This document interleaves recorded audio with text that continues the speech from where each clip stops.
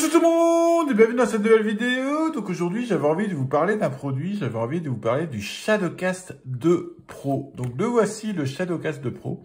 Donc souvenez-vous Shadowcast, où j'ai déjà fait une vidéo dessus, j'avais acheté ceci, donc le premier Shadowcast qui a été sorti. Donc c'était une petite carte d'acquisition vidéo qui permettait en même temps de jouer en temps réel, de faire une capture et de jouer en direct, sans latence, sans rien. Donc c'est annoncé comme un super produit. Finalement, le produit n'était pas si terrible que ça pour jouer parce qu'il y avait quand même de la latence, malgré que c'était annoncé sans latence. Voilà, il y avait quand même de la latence, donc pour jouer, c'était pas excellent. Par contre, c'est une très bonne carte vidéo et c'est celle que j'utilise depuis que je l'ai. Donc ça fait peut-être 2 ans que je l'ai. Ça fait 2 ans que toutes mes vidéos sont capturées avec ceci. Je trouve ça vraiment nickel, c'est tout petit. Voilà, j'ai viré mon H60S, je crois que c'était ça, mon autre carte vidéo. Je l'ai viré, franchement, avec ça, tout passe. Mais tout passe, ça c'est vraiment nickel. Toutes les fréquences, toutes les résolutions, tout passe. J'ai jamais eu une merde avec. Franchement, c'est nickel. Franchement, c'est nickel. Après, voilà, c'est la version de base. C'est limité à 30 fps, c'est limité au 1080p. Et donc, bah voilà, quand ils ont annoncé leur nouvelle gamme, donc le Shadowcast 2, donc ils ont le même que celle-ci en version 2 et le 2 Pro, qui est annoncé sur Kickstarter, je prends la version Pro Kickstarter, comme ça je peux vous faire de belles vidéos avec. Et donc bah, on va découvrir la version Pro maintenant. Juste avant, un petit cadeau que j'ai eu avec la boîte, je trouve ça sympa. Un petit cadeau, il faudra que je teste.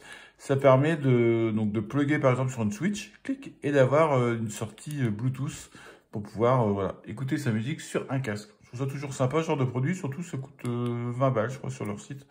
Donc voilà, j'ai eu ça, si ça vous intéresse, je vous ferai une petite vidéo test dessus. Mais aujourd'hui, on va se consacrer au 2 Pro. Donc le 2 Pro, c'est plus la même taille, hein, c'est un peu plus gros. Donc ils annoncent quoi? Ils annoncent, hop, voilà, passe-through direct, donc pour avoir vraiment zéro lag entre la capture et qu'on rejoue. USB 3.2.0, HDR, VRR, 4K 60 fps ou 1080p 240 fps. Voilà, c'est ce qui m'intéressait, pouvoir monter un peu le FPS. Ultra là-haut, voilà. Ça, on verra. Ici, donc, branchement USB, normal, classique. Donc, ici, on peut ressortir. Donc, on rentre ici par le HDMI. On peut faire une capture sur PC. On peut ressortir l'image.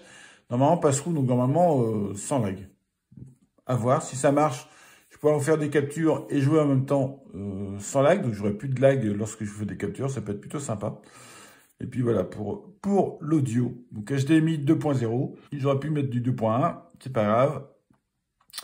Donc 4K 60 fps, allez, on ouvre la boîte. Hop. Hop.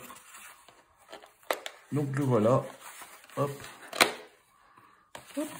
Est-ce qu'il y a avec les câbles? Je sens que oui.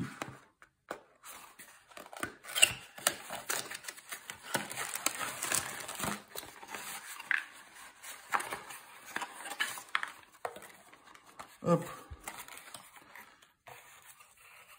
Petit autocollant, un petit, voilà. Un petit logo, il va peut-être pas passer bien. La petite notice.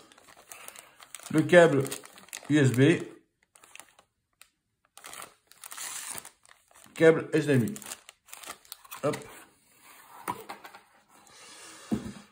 Donc le voilà, voilà, boîtier vraiment sympa. Donc vous avez vu une grosse différence de taille, donc j'espère vraiment que la qualité est au rendez-vous, que ça permet vraiment d'avoir une image de vraiment meilleure qualité que ceci, et vous faire des belles vidéos.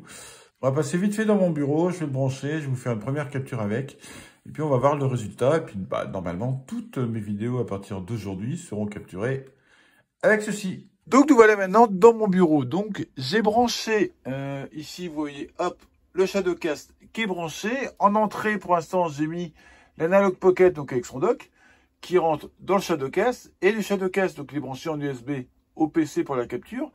Mais ensuite, il est branché en HDMI ici, sur mon écran. Parce que mon écran, l'avantage, c'est que je peux mettre 2 sources vidéo en même temps. Je peux afficher 2 sources vidéo en même temps. Donc je peux régler la taille que je veux. Là, j'ai mis cette taille-là qui me convient. Donc ici, sur la partie gauche de l'écran, bah, c'est la partie PC, où je fais la capture vidéo, où voilà, j'ai des petites saccades, des petits lags et tout ça.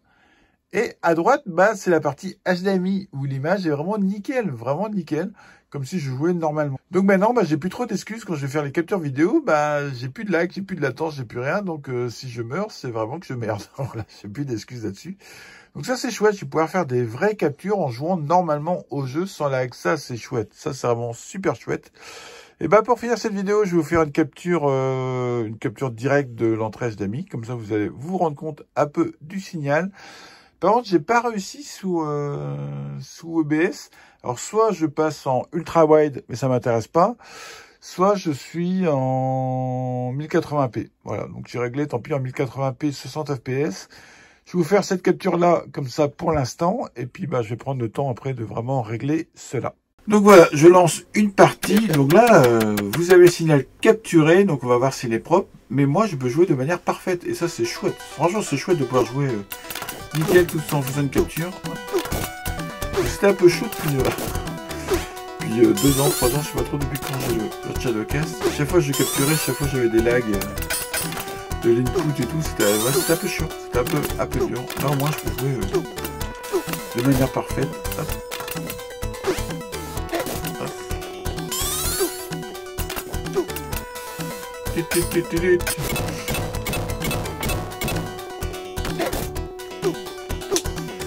Bon bah c'est tout pour cette vidéo, je suis très content de ce Shadowcast Pro, rien que pour pouvoir vraiment capturer de manière plus agréable pour moi. Maintenant on va voir au niveau des réglages si je peux monter la résolution. J'ai un peu peur que mon ultra wide bloque un peu. Il faut vraiment que j'arrive à forcer du 16/9 sur OBS.